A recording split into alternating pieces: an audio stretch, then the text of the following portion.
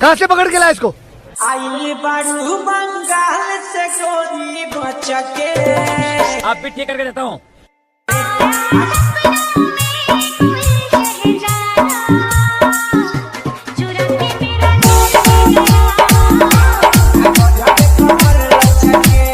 अरे जब भी ऊपर चढ़ता बंद क्यों कर देते हो?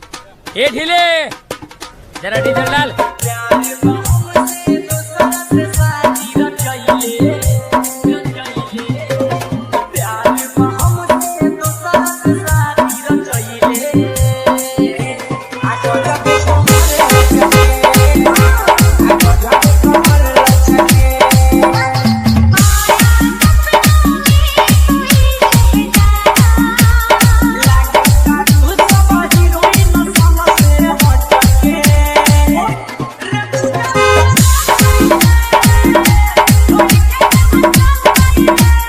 Bihari music, Bihari music, Bihari music.